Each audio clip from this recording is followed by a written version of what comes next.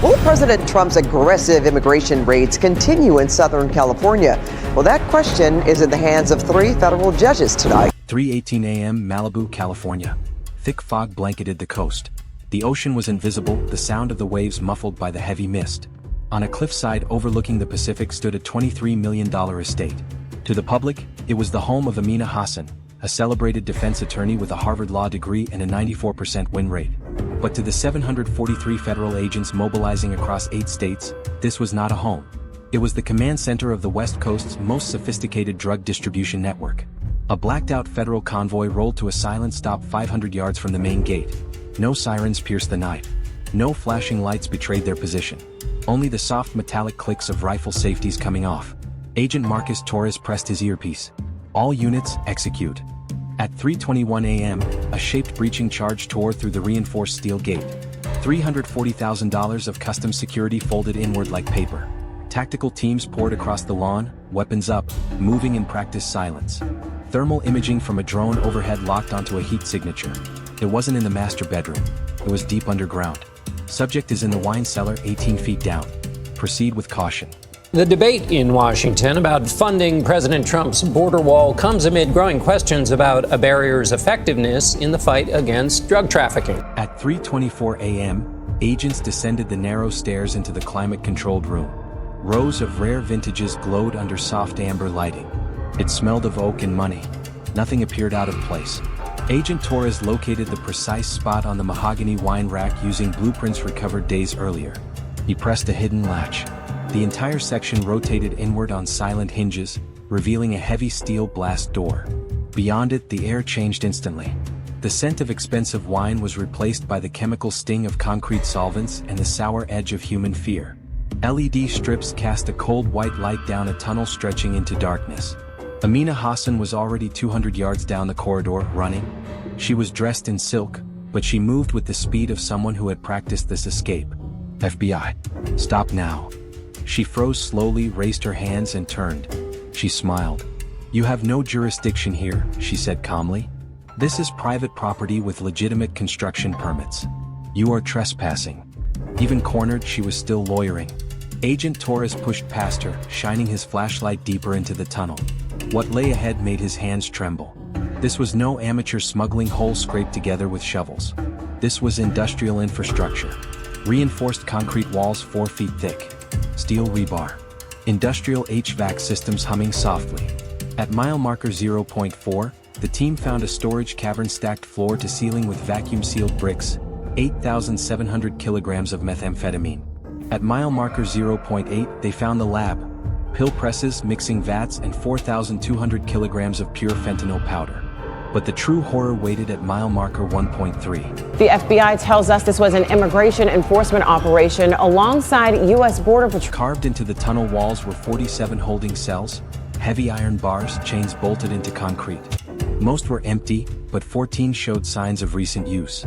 Mattresses, food wrappers.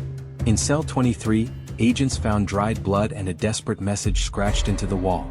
My name is Marcus Reyes. I testified against my dealer. My attorney said I'd be safe. She brought me here. The date scratched next to the name was April 8th, 8 weeks earlier. If you support the brave agents exposing corrupt officials, hit the like button and comment justice below. This wasn't just a drug tunnel. It was a prison.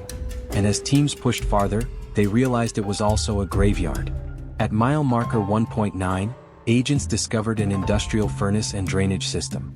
DNA swabs later confirmed the presence of 31 individuals. The discovery proved Amina Hassan wasn't just defending criminals. She was erasing witnesses. Investigators uncovered Protocol Black, a standing order to liquidate all liabilities and collapse the tunnel if law enforcement ever came close. Agents arrived just minutes before the order could be executed. The road to the tunnel began months earlier with a single terrified decision. On March 14th, Ramon Gutierrez, a hardened Sinaloa cartel lieutenant, sat shackled in a federal holding cell. Idea what was happening as fully armed law enforcement arrived with a warrant. He was facing his 4th arrest. Across the scratched metal table sat Agent Torres. Gutierrez had beaten the system 3 times before. Each time, his attorney worked magic. Reduced charges, short sentences, early release. That attorney was Amina Hassan. This time, Gutierrez wasn't smiling. He leaned forward, voice barely a whisper. "You want to know why we never go to trial? Because our lawyer doesn't defend us. She owns the supply chain." Gutierrez explained the choice every client faced. Option A: cooperate, pay her 15% of all illegal profits and stay out of prison. Option B: refuse, and disappear into a tunnel beneath her house. Torres had heard jailhouse lies before, but Gutierrez offered a detail that couldn't be faked. It ends at a warehouse near the port of Los Angeles. 2.7 miles, ships to tunnel to distribution. The investigation moved fast. On April 19th, FBI agents raided Pacific Deep Construction. The foreman, Carlos Reyes, broke under questioning. "She called it a stormwater management system," he stammered. "We excavated 30 feet down, poured concrete. She paid triple our rate in cash, half up front, half on completion." He handed over the blueprints. The drainage pipe was 12 feet wide. Radio check, radio check. Drug Enforcement Administration, Homeland Security Investigations, and a local task force has been working together investigating. It didn't lead to a sewer. It led straight to a warehouse registered to Horn of Africa Import-Export LLC. On April 27th, DA tactical teams executed a no-knock warrant on the warehouse. Inside they found empty space and spotless floors. But forensic swabs detected chemical residue consistent with cocaine. In the center of the floor sat a massive hydraulic door recessed into concrete. When activated, it revealed the other end of the tunnel. The underground artery connected directly back to the Malibu estate. The warehouse sat 400 yards from berth 147 at the port, the same berth where corrupt port officials repeatedly cleared containers labeled agricultural equipment without inspection. Then came the wiretap that changed everything.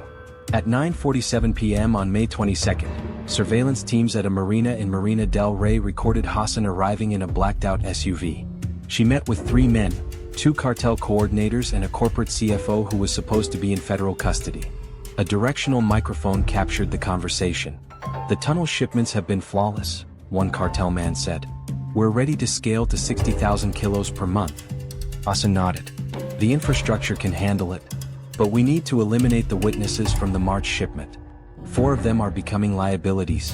The CFO suggested relocating them overseas. "I can route them through my Cambodia facilities." Hassan cut him off. "Too much exposure. Use the holding cells. I'll handle disposal." They've seized loads of cocaine, methamphetamines, and marijuana inside them.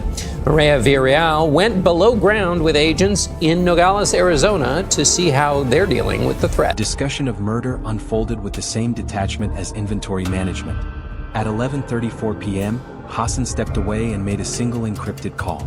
Wiretaps captured 6 chilling words: "Execute Protocol Black." No witnesses. Clean sweep. FBI cyber analysts cracked the code immediately.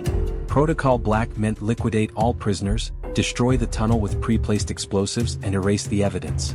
The clock was ticking. The raid had to happen now. As dawn broke over California on June 3rd, arrests cascaded across continents. The Malibu raid was only the center of the storm. At 7:14 a.m., FBI teams raided the homes of 23 defense attorneys working directly with Hassan. They weren't partners. They were recruiters, funneling cartel clients into her empire. By 8:20 a.m., ICE agents took 14 judges into custody. These were the same jurists who consistently handed down lenient sentences. Bribes ranged from $50,000 to $2 million per case, laundered as legal education consulting fees. At 8:47 a.m., DEA strike teams arrested 47 prosecutors, officials paid to protect drug networks through sweetheart plea deals. By 11 a.m., 743 individuals were in federal custody. Financial forensics revealed the scale. Hassan's firm reported $12 million annually, but her accounts showed $340 million deposited over 10 years from shell companies in Somalia, Dubai, and the Caymans. Total revenue reached $14 billion. Hassan's cut alone was $6.1 billion. At 12:34 p.m., cyber analysts decrypted her final files. Fentanyl is poisoning communities all across our country, targeting our most vulnerable, our children. It's laced in pills that people buy on the street or given to you by a friend. One document was titled Justice System Acquisition Strategy. It outlined a 15-year plan. Phase 1, build the tunnel. Phase 2, compromise judges. Phase 3, eliminate rivals. Phase 4, political office. She planned to run for district attorney in 2028.